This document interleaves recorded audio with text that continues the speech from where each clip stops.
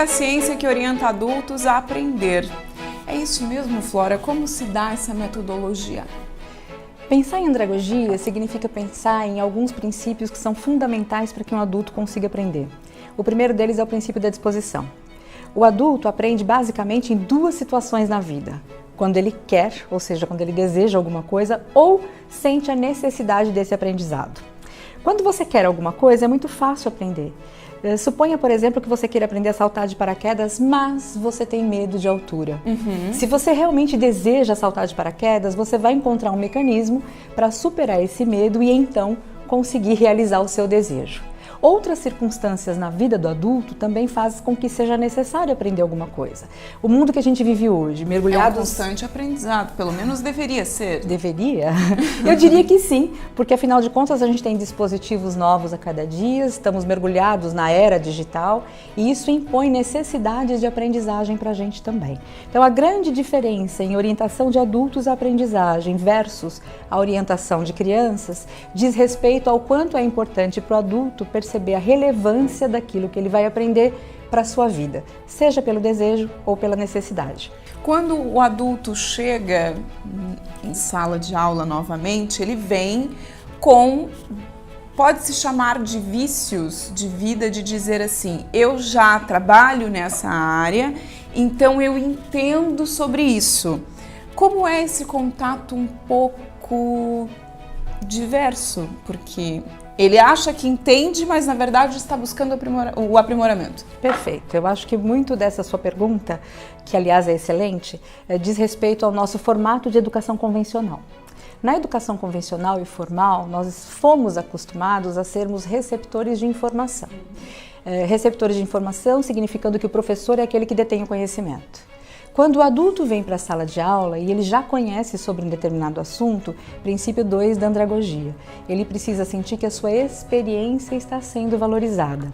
Então sim, muitas vezes ele vem para a sala de aula um pouco resistente com relação àquilo que ele vai encontrar e é responsabilidade do facilitador do processo de aprendizagem mostrar para aquele adulto que aquilo que vai ser apresentado para ele vai acrescentar uma camada de conhecimento à bagagem que ele já tem, sem desprezar tudo aquilo que ele construiu até esse momento. Então parte dessa resistência sim, vem do nosso hábito da educação formal, mas parte dessa resistência é responsabilidade de um bom desenho de experiência de aprendizagem e uma boa facilitação também. O formador faz então muito um processo de troca com o aluno, podemos assim dizer? Com certeza. E mesmo se nós não estivéssemos pensando em adultos, o quanto hoje qualquer criança tem à sua disposição a um clique. Então, muitas vezes, a criança também vai para a sala de aula conhecendo coisas que o professor ainda não investigou. Então, o ambiente de sala de aula precisa colocar no centro desse processo quem vai aprender. E vai se tornar, sim, muito mais uma troca de experiências onde a gente acrescenta novas coisas, ressignifica coisas antigas e permite que esse adulto, então, perceba que aquilo que ele aprende tem aplicabilidade na sua vida real. O que você caracteriza como mais importante no processo contínuo de aprendizagem quando você sai, por exemplo, de uma universidade? Porque a pessoa sai achando que está pronta. Excelente. A gente sai muitas vezes imaginando como é o universo corporativo, mas sem efetivamente ter tido oportunidade de vivenciar esse aprendizado. Então eu diria que o principal é você se dar conta de que a aprendizagem, primeiro, ela não acontece só no ambiente formal. 10% do que a gente sabe, nós aprendemos em ambientes formais. 20% a gente aprendeu trocando num bate-papo como esse nosso e 70% do que a gente sabe a gente aprendeu fazendo. Exato. Então o adulto precisa se dar conta de que esse aprender ele é contínuo, ele é constante. Hoje já se fala em uma competência que recebe o nome de learnability. Como é que está a minha habilidade de aprendizagem nos dias de hoje? E talvez essa seja uma das competências mais essenciais. Eu preciso estar aberto para continuar aprendendo coisas novas a vida toda.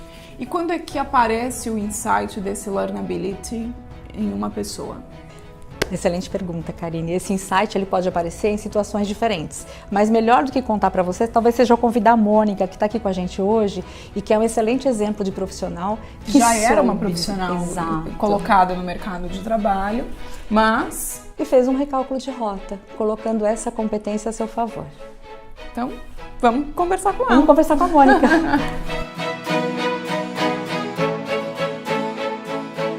Mônica, o que te fez sair em busca de conhecimento?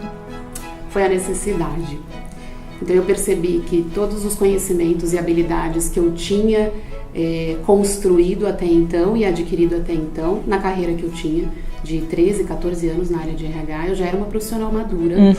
Aqueles conhecimentos e habilidades não me levariam adiante na área que eu escolhi como alternativa, que é a área de treinamento e desenvolvimento. Então eu precisei estudar mais, conhecer mais e ir a fundo em determinados assuntos que não faziam parte do meu cotidiano do passado. Então eu precisei buscar novas fontes de conhecimento para então me preparar para o futuro que estava ali à minha porta. Em nenhum momento você teve, assim, problemas e bloqueios em dizer, não, mas eu sou uma profissional estabelecida, tenho que passar por uma evolução de conhecimento, mas não sei se eu estou preparada.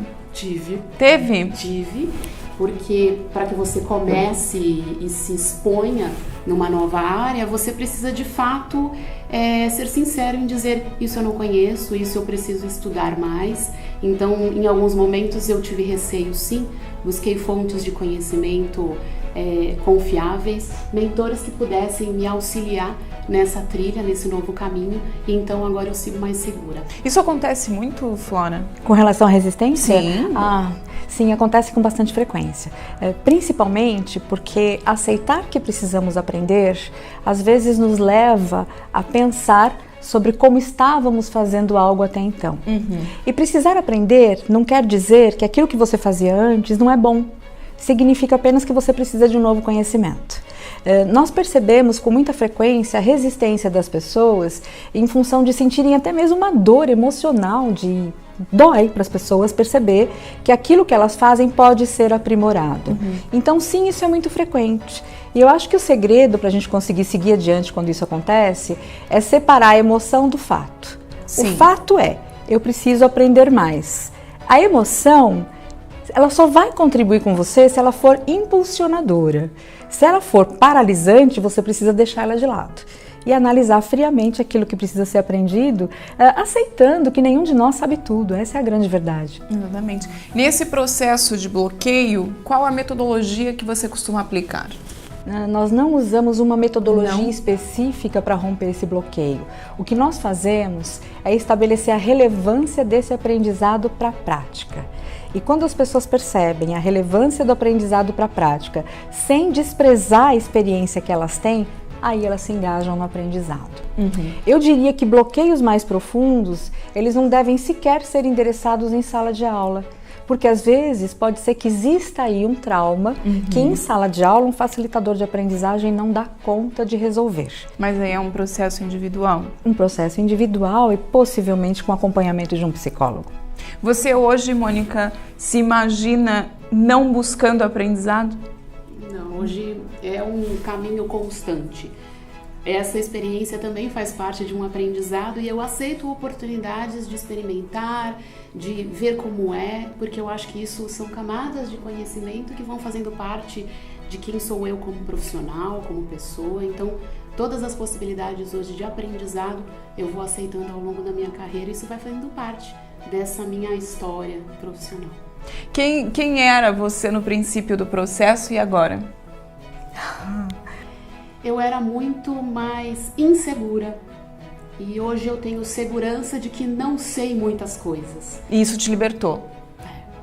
Hoje é mais tranquilo e todas as fontes de conhecimento estão disponíveis e eu sei que eu preciso continuar.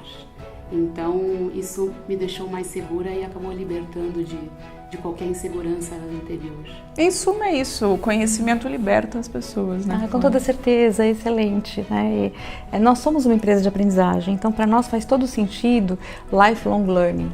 Nós estamos o tempo todo buscando coisas novas, porque imagina você, com todas as transformações que acontecem no mundo, qualquer minuto parado significa que alguma coisa aconteceu e você não acompanhou, não teve a oportunidade de experimentar.